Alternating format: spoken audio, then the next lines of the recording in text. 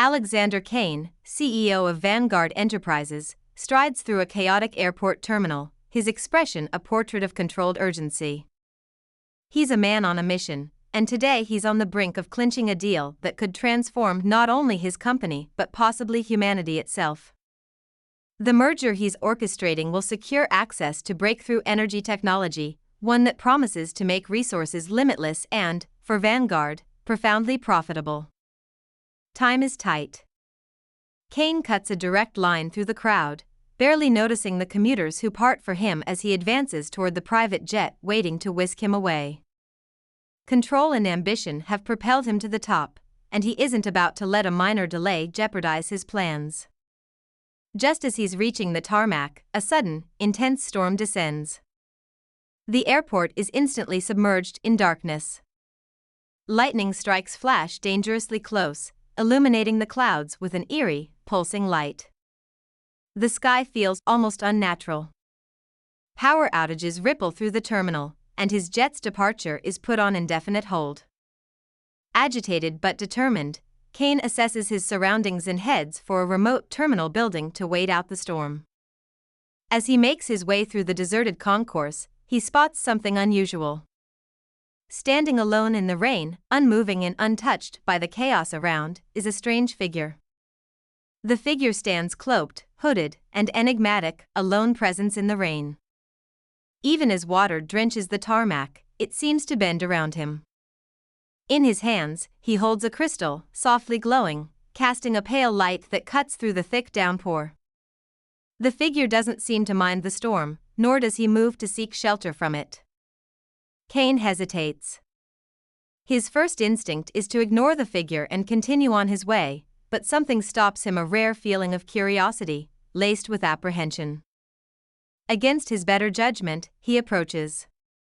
The figure looks up, revealing eyes that seem to shimmer with stardust, as if he's peering out from some distant galaxy.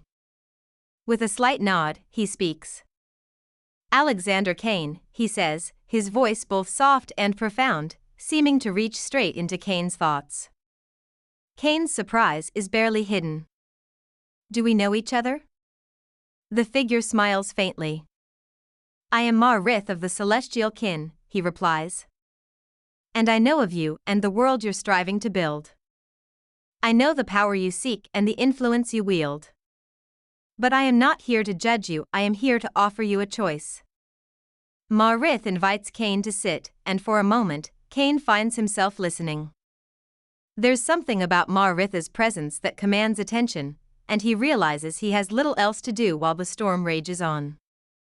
The galaxy is filled with many civilizations, Kane, Ma-Rith begins, all of them ambitious and powerful, all of them seeking something greater.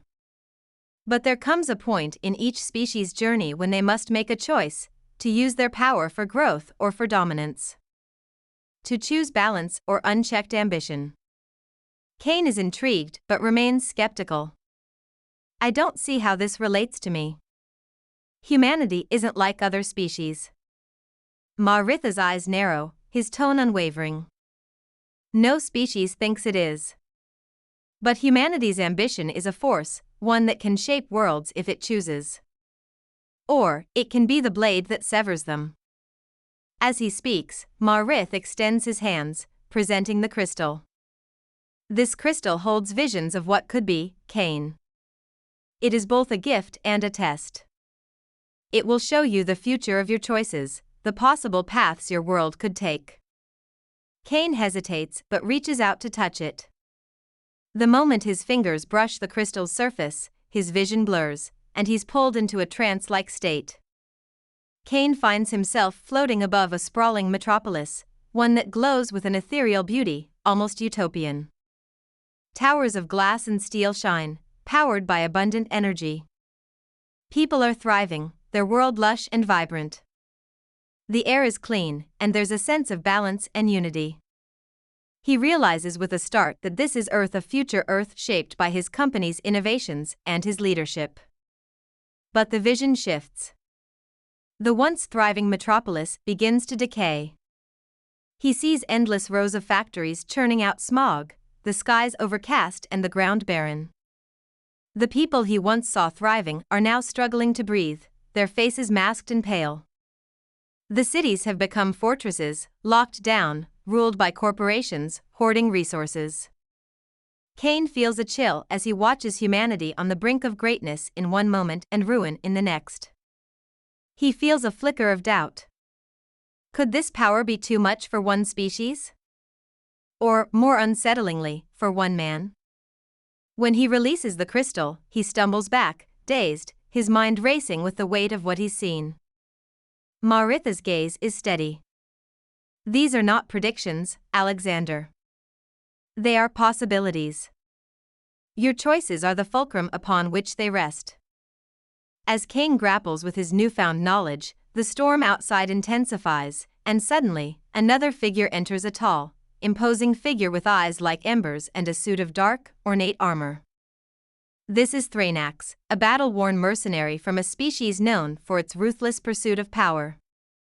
Thrainax's gaze locks on the crystal in Maritha's hand, and he snarls. Marith, you fool. I warned you about your sentimental attachments to these humans. Marith stands firm. They deserve a chance, Thrainax. Thrainax's lip curls. Humans are nothing but greedy, short-sighted creatures. They destroy more than they create. Give me the crystal, and I will ensure its power is not wasted on such unworthy hands. Kane feels an instinctive wave of anger. Who are you to decide that? Thrainax sneers. I am someone who has seen species crumble, who knows the cost of unchecked power. Your kind will fall like all the others. With a roar, Thrainax lunges toward Marith, his weapon drawn. Marith raises his hands, summoning a protective barrier, but Thrainax's technology begins to tear through it. Kane finds himself caught in the middle, forced to dodge and weave, unarmed and unprepared. The terminal becomes a war zone. Thrainax's blows are relentless, fueled by fury, while Marith counters with protective energies from the crystal. Kane moves on instinct, his mind racing as he searches for anything to use as a weapon. Just as Thrainax closes in, Kane lunges forward, using a discarded metal bar to deflect a blow aimed at Marith. The impact throws him off balance, but he manages to dodge Thrainax's retaliation. The alien growls, impressed by Kane's audacity but unrelenting in his determination to claim the crystal. In one devastating strike, Thrainax lands a blow on Marith, sending him sprawling to the ground. Blood trickles down the monk's side as he gazes up at Kane, the crystal still pulsing in his hand. Kane stares down at the crystal, feeling its weight, the visions of potential futures swirling in his mind. Destroying the crystal could eliminate the risk of it falling into the wrong hands, but doing so would also erase any chance of using its energy to propel humanity to greatness. He remembers the utopian world he saw, one where humanity thrived, balanced its ambition with compassion, and achieved unity. He realizes that the choice is not only about protecting humanity from ruin but about having faith in its potential. With steady resolve, Kane clutches the crystal, a newfound determination in his eyes. Thrainax, sensing his decision, snarls in rage, but just as he moves to strike, the storm outside clears. A burst of energy from the crystal forces him back. Defeated and enraged, he vanishes into the darkness, his ominous threat hanging in the air. Kane, Marith says, his voice weak but resolute. You must choose. The storm dissipates, and Kane finds himself alone in the eerie silence. The crystal, still glowing softly in his hand, feels both like a burden and a gift. He knows that the power he now holds is as dangerous as it is miraculous, and he must wield it with a sense of purpose far beyond his original ambitions. Months later, Kane stands atop the headquarters of Vanguard Enterprises. Inspired by his visions and Maritha's sacrifice, he's redirected the company's focus from profit-driven projects to ethical and sustainable technologies that benefit humanity as a whole. Yet, as he looks out over the city, he senses a greater journey unfolding. He can almost feel the eyes of other alien civilizations watching, wondering if humanity will prove Ma'aritha's faith justified.